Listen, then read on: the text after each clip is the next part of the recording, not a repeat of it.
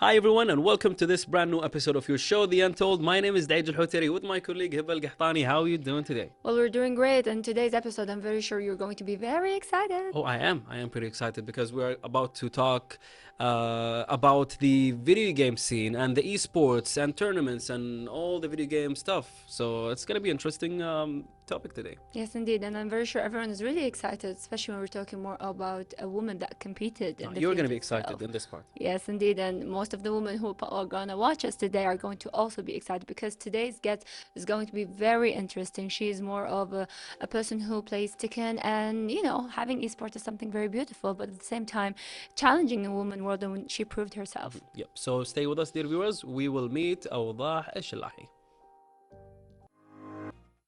Welcome back to the studio, dear viewers, and right now we would like to welcome, of course, our dear guest Awdhah to our studio. Welcome and congrats on the winning. Thank Basically, I'm hyped, I'm excited, you know, knowing your achievements and what you have accomplished during these years. And of course, I'm interested in this part, by the way, because I'm a gamer, so yes, we share a lot in common.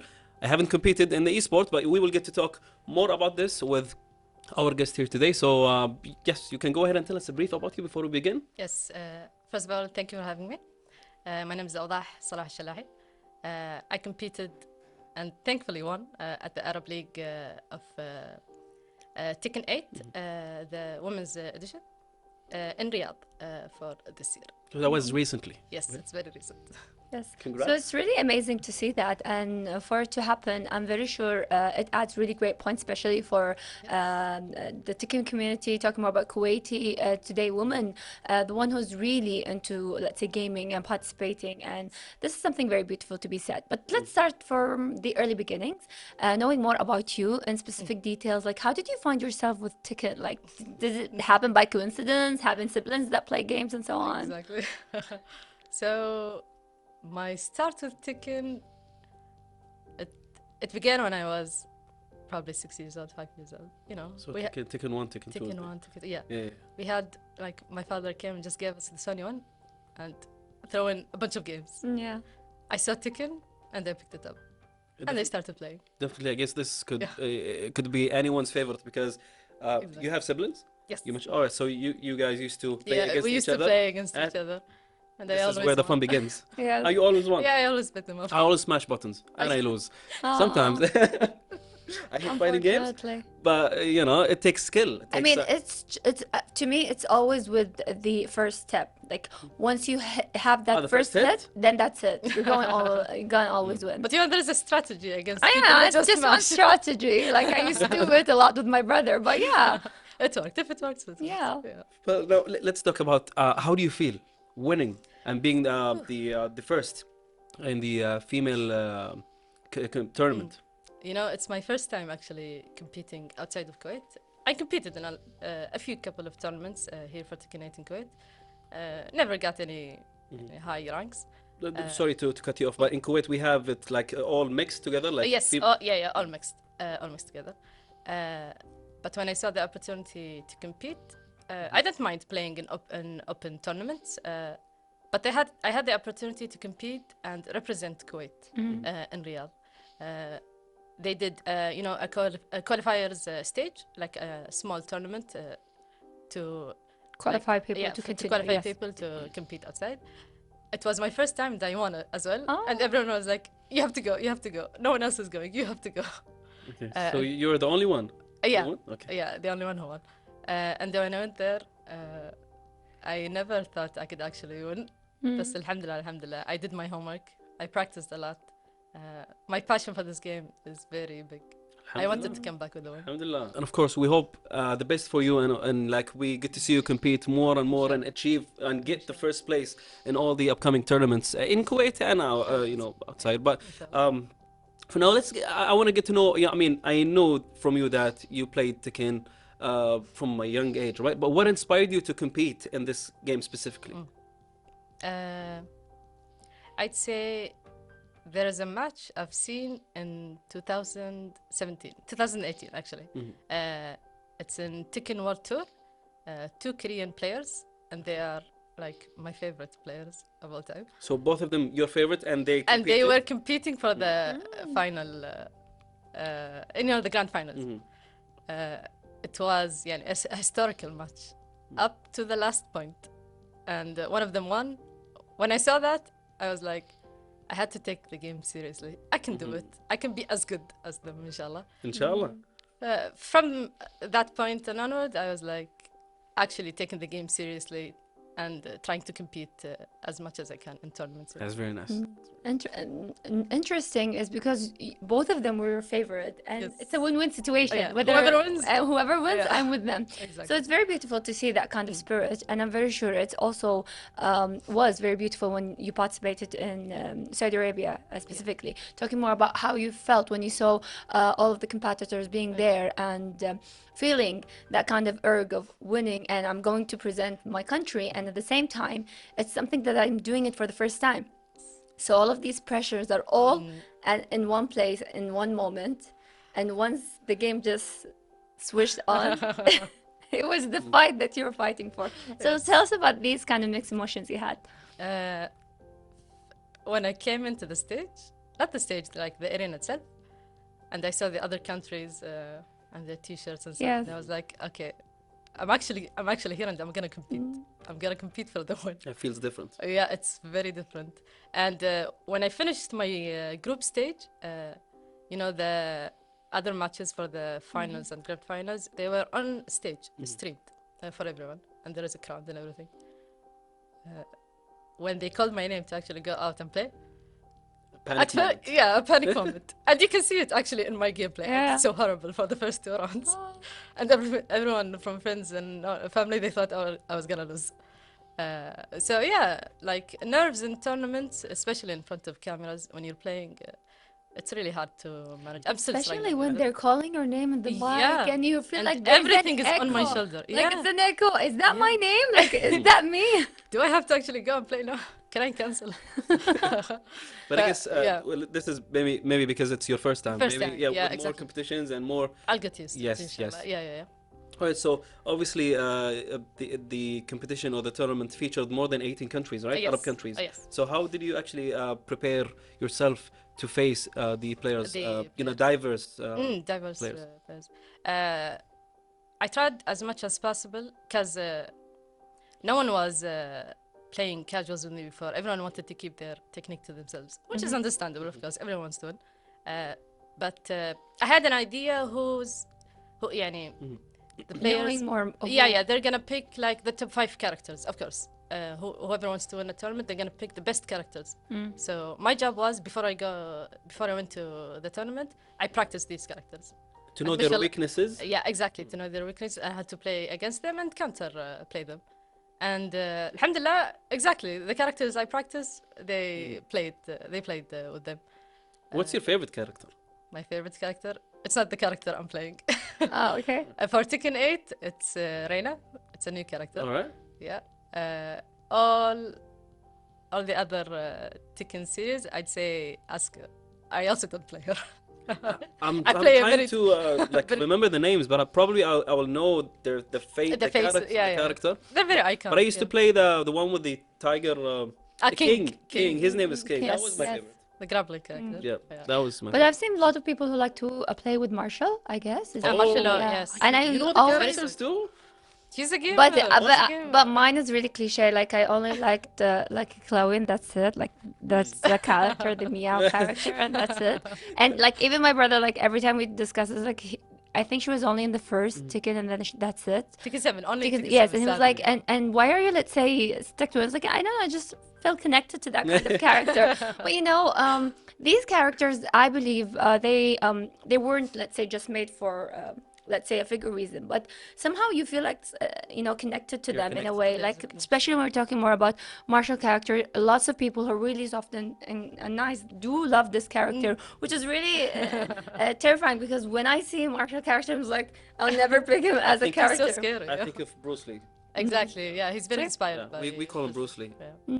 So it's very interesting at the same time. So choosing a character, as you said, could be something, let's say, related to a person taste. Like sometimes you just sit together, you're taking gamers and players, and once this topic, like my character has to be that's the my- best character. That's it. No one can win. So, do you believe that thing does actually happen when it comes into being in a tournament? Like sometimes you're really committed into a certain character, but when it's a tournament, you have to choose the best. And so on. Exactly, and it happened actually a lot in other tournaments.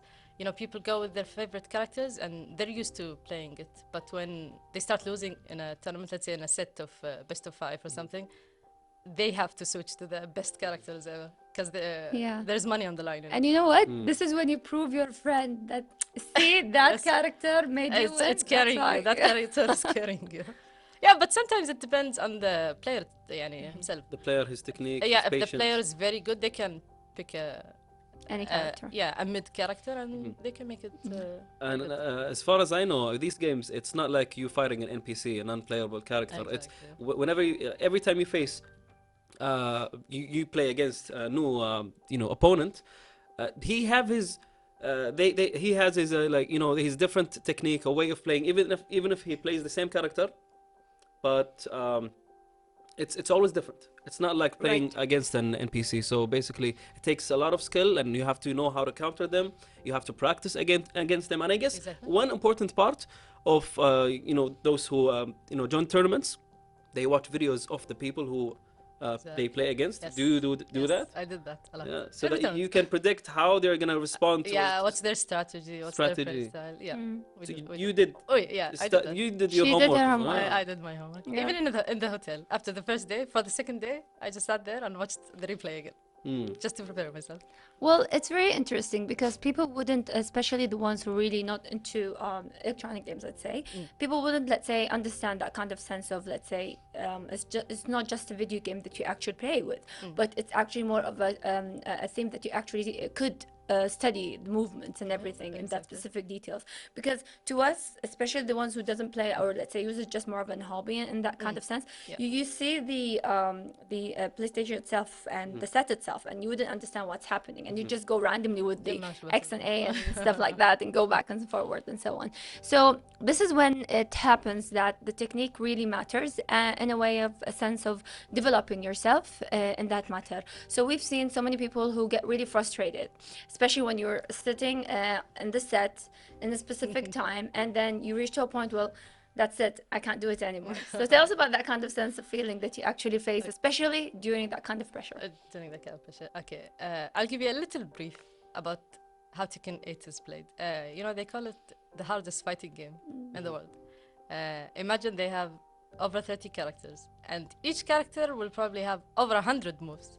So you have to. So I'm gonna have to memorize the whole memorize, moves. study. I have to know how to punish them when they do. I have to know the frames of these. It's like it's. I'm It's not that studying. easy, I'm not just playing. I'm studying. It's for like this you're game. studying coding, for instance. Exactly. Like It's like I'm how to make him, let's say, do that kind of If movement. that, I have to do this. exactly. Yeah, exactly. So It's really difficult. yeah, it's really difficult. Actually, even practicing for the game can be frustrating, as you said. Yeah, it's frustrating when I practice, but when I actually go into tournaments and lose a couple of matches, I don't let it wear me down. It's fine. Here, what sets me apart, I'd say, from other players, I learn from my mistakes. A good player always learns This is from the right their thing. mistakes. Yeah, a better player learns mid-game, in the middle of the game. During the game. Yeah, they have to adapt. Yeah. The person who can adapt mid-game, amazing. That's a pro level. Yeah, that's very Hopefully you get to Inshallah. reach. Yes, Inshallah. in the future. All right. So for now, dear viewers, let's take this really quick break before we continue this episode. Stay with us. Welcome back, dear viewers, to the studio, and of course, welcome back with I would call you a professional gamer now, so pro, Awdhah. So basically, you mentioned previously, before the break, that, you have favorite Korean players, right? So this brings us to this question where, do you have actually a specific athlete, esport player who is your favorite and who inspired you actually to, play and compete and all these kind of things? I'd say mostly in Tekken 8, the Tekken 8 game, two Korean players, JDCR and D, and they are legends in this game. Are they the same ones that they Yeah, competed? the Okay. two in the games. So Yeah. that's them. They're legends since I think they've been playing since Tekken 4 or 5. That's a long time. Yeah, Yeah. they're very old. But they have They're committed to the game. Yeah, they they're love it. That's why committed. they got. And even when really the good. game changes, Tekken 7 is very different from Tekken 8. Tekken 7 was mostly a defensive game. Tekken 8 is an aggressive game. So they had to adapt and change their playstyle. And that I found very, very inspiring. They're my favorite. I saw them then in Riyadh, but Nice. I was too shy to take a picture. Oh, at least you saw them. did But see you, them. you This captured is- the moment this is the in first your step. heart. And my This is the heart. first step Yeah. for you to be, let's say, closer to your goals in the future. But you know, talking more about the competition and participating, I'm very sure you've been associated with different women who participated with you. And that kind of socializing could make the community more, let's say, grow more, especially to, let's say, your own community. So tell us more about that kind of experience where you started to exchange that kind of, let's say, social networking, let's say, in a matter of sense. Like, have you been associated with any kind of members who participated in the competition? Yes. At first, I'm not into social media at all. I only keep up with the pro players. Let's say, a little bit of them here in Kuwait and Saudi Arabia. They have a very big scene in Tekken 8. And Nowadays, it's growing in Saudi yeah, Arabia. it's growing very, very quickly. But one thing I really loved when I competed there, even if the sportsmanship was was lovely to see. Even the girls that I played against, everyone was rooting for me, even when I Yeah. won against them. Oh, Yeah. No one was like, that's sweet. yeah, no one was like, Oh, she won. I she have won. to, yeah. It's not fair. And that's no. Everyone, we exchanged numbers, we exchanged Insta accounts and stuff. Everyone wanted like to practice with me later. Yeah. inshallah. And I mean, this is really amazing because Yeah. this is a kind of an opportunity even for you to grow when it comes into your skills in the game. Exactly. Like, you're not only competing, let's say, or practicing with anyone, but you're competing with players who are really high, let's Yeah. say, position with you that you're trying to reach to above the level. Yeah. So together, you're going to grow into Yeah. a better, let's Exactly. say, level in the game. So that. yeah, the best way actually to get to the next level in competing, you have to have a partner, even either on your level or you're above you just a little bit, and just play very long hours. I This is prefer- how you're yeah. gonna practice and they're gonna practice. Everyone Definitely, yeah, winning. definitely, yes. Having someone who, I mean, I think I prefer upper level because I'm gonna learn more Learn. from them. Yeah, And exactly. of course, it needs a lot of time to practice. Yeah, Thus, this also brings us to this question: where how many hours a day you practice I knew this beforehand? question was coming. I'd say probably max 3 hours because it's hard to balance work and gaming. But I try. That's just for TV, right?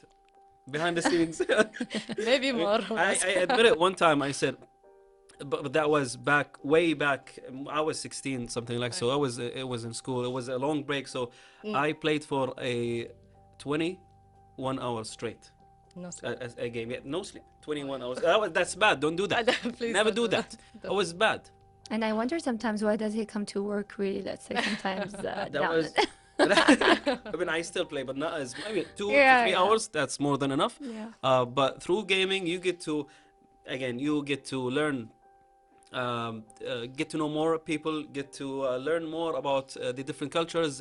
Some games have different, storylines related to a specific country or whatsoever, and also the players that you get to meet from different countries, and you get to grow more friendship and knowledge from wherever they are. So basically, one thing regarding Tekken, I dislike. It's that, I mean, some games they have updates. Yeah. It's balance updates, they call them patches. Yeah. So let's say Marshall is stronger than the others, obviously for everyone, and he's the meta. So everyone plays Marshall. Right. Most likely in these games which have installments like Tekken 1, 2, 3, 8, 7, we don't get to see these patches a lot. So the balance between characters is most likely it's not correct, right? So unlike the games which, let's say World of Warcraft, it's a game that have Okay. Yeah. we have weekly patch updates that balance the game. So if you join the tournaments, I joined tournaments, by the way, in online tournaments for the World of Warcraft game. So these games have weekly patches, updates to balance the game. However, when it comes to Tekken, I don't think so, right? So how Not do you, as frequent, I'd say. not There are as patches, frequent. but yeah, not How as, do you guys react to that? For me, Because you mentioned you guys have 10 characters that are most played, right? Yeah. Because they're OP, overpowered. in every tournament, you're always gonna see a mirror match between the same character. See, this is, so how do you guys react to that? For me, because it's a different approach, Tekken 8 is very different from Tekken 7. It's a new approach. I'd say I'm gonna be fair and give them a chance to So I mean, make it optimize the of course, definitely, this is what we hope for. Yeah. As I understand player. it. Yeah. As a player, it's a little frustrating, but as I mentioned before, it's up to the player. I can still pick a very low tier character, and if I'm good, I have a good strategy, I have a good mindset, I can still outsmart the opponent and win. But yeah, it's favored to the top 5 Definitely, characters. the S tier. No, we have tiers. It's in every fighting game. In every game. Yeah. So they put actually a video. They make a video of like, oh, this is or even articles. Yeah. This is an S tier character. number This one is A, B, and then you have to Have a pick list, yeah. the S tier so that For you can tournaments, compete and you know. Yeah. Yeah, and again, I think maybe it's more of a way for everyone to maybe, let's say, go out of the ordinary and just pick any kind of random character. And as you just said and highlighted, could, let's say, prove that this character could, let's say, be leveled up to a certain, let's say, level. But one of the things that I really want to ask you is, since I have a sibling and he's a gamer too, one of the incidents that happened is that siblings never ever understand that kind of private time that they have, especially when they're playing a game. So it's always me opening the door and he's looking at me in that kind of straight look that don't speak because I'm playing a game with my friends. Oh, yeah. And you're gonna interfere. So that kind of sense of moment is really, let's say, integrating, especially when it comes into, let's say, having that kind of private time for you to practice or, let's say, to play the game itself. So tell us about these kind of movement and how do you adjust it with your family? Do they end up being like me opening the doors suddenly? And just to ask for, let's say, maybe where is the charger, for instance? Like, this is what I normally do. Yeah. The nice thing at home, everyone is a gamer. Everyone is playing, so everyone is expected to be in the room and playing and everything. And when you spoke about your brother, I actually play with my brother competitively. He plays also Tekken 8. He went with me. Oh, nice. To Riyadh, Nice. yeah. And when he actually saw me win, he's like, "I'm gonna have to do better. I'm going with you. I'm actually So competing." you inspired him Yeah, to yeah. do better. It's a very nice feeling to be inspiring to a lot of, especially the women here in Kuwait. Because we do have women play, and they We kind have of, a let's lot. say, We have a lot. But you participating and having that medal and the competition itself could actually raise that kind of awareness that we can actually be part of it. Yeah. And mashallah, women, especially in Kuwait, are entering so many great fields and getting these kind of great positions. So it's really something to be proud of and something to encourage the youth today. Because it's not just about spending your time and not, let's say, because lots of people would say that if you're a gamer, that means that you're antisocial, you don't like to socialize with people. That's But incorrect. it's a very beautiful community if you go and delve into it, because you actually meeting people, whether it's in the game set, whether, let's say, it's even aboard the game set itself. So it's more of a way that people start to understand it more in a way, and to encourage them to actually be part of something very beautiful and great. Yes, Definitely. exactly. And speaking of the medal, can we get to see that and we Nice. show it to the camera? And one thing that you mentioned, and I have to admit, we played as a very nice Arab Esport League. Congrats on that. Thank you so much. Take a look at it. So basically, I played against a lot of women, and you know, at first, if they won, we'll feel bad, but then we kind of think now it's very okay for them to play, to compete, and to be better than us. I promise you, we played a lot, hundreds of games, thousands of games against a woman, and they can play video games. It's that stereotype that, you know, Yeah, that's only what boys. I No, that's don't like it, incorrect. yeah. It's a very beautiful world, a huge community. Whether it's fighting games, shooting games, you can see them there. They can play. they don't only play cooking games, the mini games. No, not only the mobile phone games. No, basically everyone can compete and anticipate in these competitions. But now I have this question regarding you. Now you played Tekken and competed in Tekken. There are different games in terms of the same genre, the fighting games. We got Mortal Kombat, we got Street Fighter. This is a very, I mean, I think maybe Street Fighter is way more known to the world and to the public in terms of the fighting game. So why don't you, I don't know, have you thought of switching, playing something else? Yeah. Because it's the same technique but different characters. So have you thought about, you know, trying out? Actually, before I played Tekken 7 competitively, I used to play Mortal Kombat X. I competed in a little many competitions. Yeah, competitions here in Kuwait, nothing outside. And then I transitioned into, I'm not sure if you're gonna consider this a fighting game, Super Smash Bros. It is. It is, right? I love this game. Good. So it's not a party game. It's a. You know what makes it different, because usually these games are like one-on-one, but the Super Smash, you can have like 8 in up to 8. Yeah, up to 8. So it's a fun game. I competed in that also, tournaments here in Kuwait. But then I stopped playing fighting games in general until Tekken 8.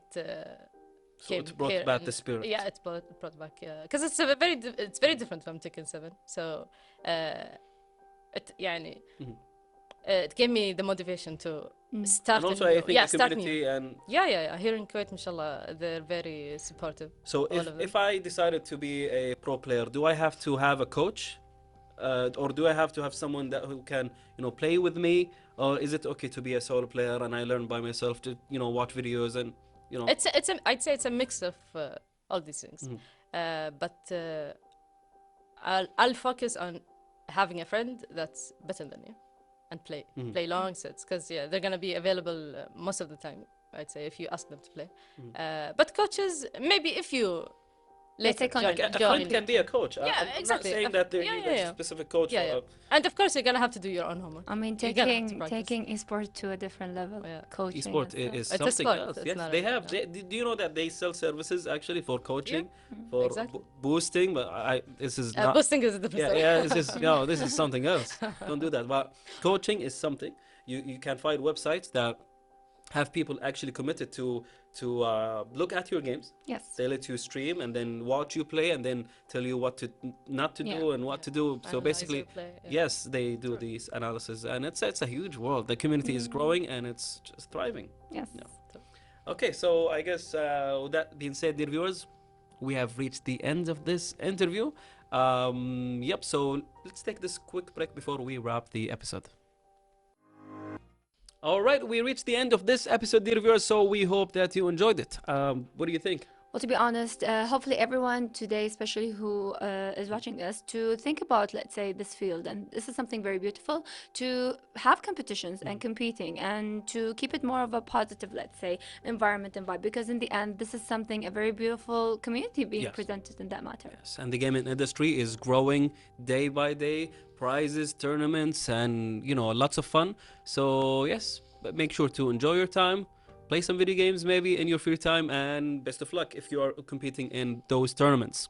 So that's the end. We hope you enjoyed it. Stay safe, and we hope to see you again in another episode of The Untold. Goodbye.